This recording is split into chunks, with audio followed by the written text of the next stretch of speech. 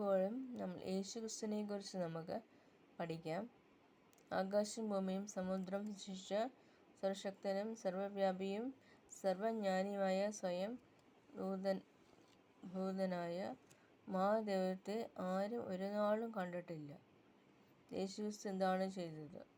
പാപിയായ മനുഷ്യനെ വീണ്ടെടുക്കണമെങ്കിൽ പാപമില്ലാത്ത രക്തം ഒഴുകിയും ഈ ഭൂമിയിൽ ഒരു യാഗം നടക്കേണം. എബ്രായർ 9:23.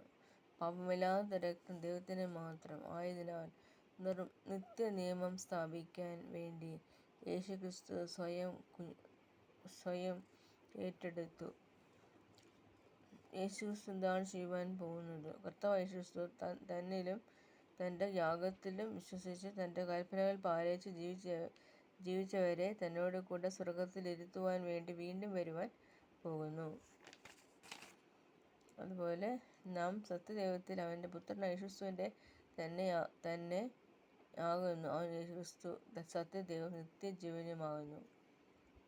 യേശുപ്പച്ചൻ ഈ ലോകത്ത് വന്നപ്പോൾ നമ്മൾക്ക് അനേക അത്ഭുതങ്ങൾ ചെയ്തത് നമ്മൾ കാണാം. വെള്ളത്തെ വീഞ്ഞാക്കി, കൺകുരുടനായ ബർത്തിമേവിന് കണ്ണ് തിരികെ കാഴ്ച തിരിച്ചു കിട്ടി, ഒത്തിരി പേർക്ക് സൗഖ്യം പ്രാപിച്ചു. നമുക്കൊരു ശിശു ജനിച്ചിരിക്കുന്നു, നമുക്കൊരു മകൻ നൽകപ്പെട്ടിരിക്കുന്നു. അവൻ അത്ഭുതമന്ത്രി, വീരനാം ദൈവം, നിത്യപിതാവ്, സമാധാന പ്രഭു എന്ന് പേർ വിളിക്കപ്പെടും. എന്നെ യേശുക്രിസ്തുവിനെ കണ്ടവൻ പിതാവിനെ കണ്ടിരിക്കുന്നു. പിന്നെ പിതാവിനെ ഞങ്ങളിൽ കാണിച്ചു തരണമെന്ന് നീ പറയുന്നതെങ്ങനെ? ഞാൻ പിതാവിലും പിതാവ് എന്നിലും ആകുന്നു എന്ന് നീ വിശ്വസിക്കുന്നില്ലയോ?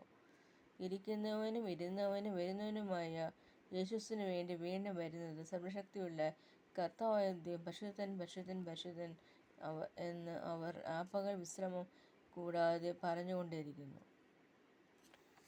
നമ്മൾ യേശുക്രിസ്തുവിനെ കുറിച്ച് നമ്മൾ ട്രാക്ട് മുഖേന മനസ്സിലാക്കുകയാണ്. മനുഷ്യൻ്റെ പാപപരിഹാരത്തിന് വേണ്ടി സ്വർഗത്തിൽ നിന്നും ഭൂമിയിലേക്ക് മനുഷ്യനായി അവതാരം എടുത്തവൻ ഒരുവൻ മാത്രം, അവനത്രേ യേശുക്രിസ്തു. മാനവജാതിയുടെ മുഴുവൻ പാപപരിഹാരത്തിനായി പാപമില്ലാത്ത തൻ്റെ രക്തം ഒഴുകി യാഗമായി തീർന്ന ഒരുവൻ മാത്രം, അവനത്രേ യേശുക്രിസ്തു. മരണത്തെ ജയിച്ച് ഉയർത്തെഴുന്നേറ്റവൻ ഒരുവൻ മാത്രം, അവനത്രേ യേശുക്രിസ്തു. പ്രിയ സഹോദര, ഈ ഭൂമിയിൽ നമ്മുടെ ജീവിതം അതിവേഗം തീർന്നു പോകും. എന്നാൽ സ്വർഗത്തിലും നരകത്തിൻ്റെയും വാസം തീർന്നു പോകുകയില്ല. അത് നിത്യവാസമാണ്. യേശുക്രിസ്തുവിൻ്റെ ദൈവത്തെ വെളിപ്പെടുത്തുന്ന ബൈബിളിലെ പരാമർശങ്ങൾ: കന്യക ഗർഭിണിയായ ഒരു മകനെ പ്രസവിക്കും, അവനെ ദൈവം നമ്മോട് കൂടെ അർത്ഥമുള്ള ഇമ്മാനുവേൽ എന്ന് പേർ വിളിക്കും. യേശുക്രിസ്തു അദൃശ്യനായ ദൈവത്തിൻ്റെ പ്രതിമയും സർവ്വസൃഷ്ടിക്കും ആദ്യജാതനുമാകുന്നു. എത്ര നല്ല ഒരു കാഴ്ച! Thank you.